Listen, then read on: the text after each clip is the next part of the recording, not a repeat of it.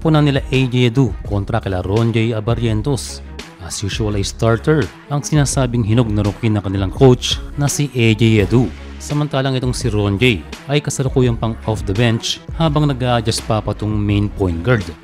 And for the game ay maaga nag-iinit itong si AJ Edu na may 7 points na agad sa first quarter.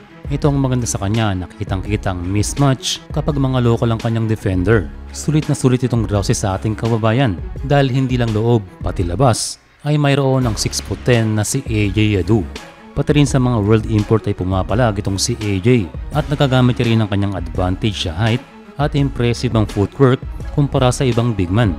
Although not the strongest team, pero napaganda pa ang pagpasok ni AJ sa Toyama dahil lumalabas ang kanyang laro. At ito ang si Ronjay Abarrientos ay ang inihintay ng Brave Warriors na lumabas ang kanyang KBL Rookie of the Year form na planong gawing main point guard ayon sa kanilang coach.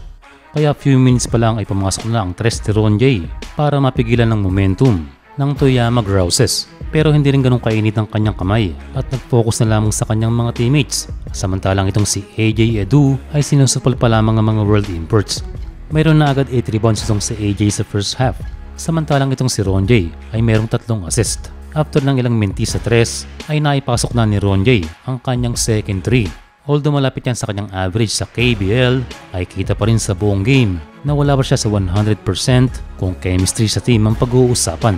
Samantalang itong si AJ Edu ay nakakapagdala pa ng bola at mga handles na magandang factor sa isang power forward.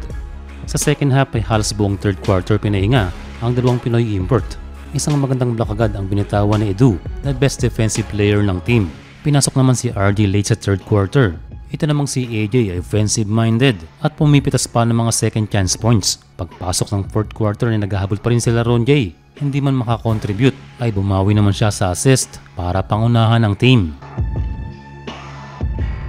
May mga pagkakataon na sumuswitch itong si AJ dito kay RJ na nagpapakitang kaya niyang sumabay sa mga guards. 6 minutes sa fourth quarter ay nakuha ni AJ Edu ang kanyang ika-11 puntos.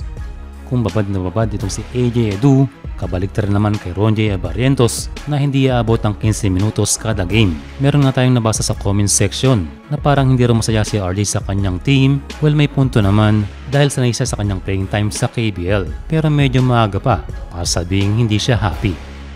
Nagtapos si Abarrientos ng mayroong 6 na puntos, 3 rebounds at team best na 6 na assist. Samantalang double-double si AJ Edu na may 11 points, 2 blocks at malapit na 12 rebounds. Panalo si Ronjay sa score na 86-79.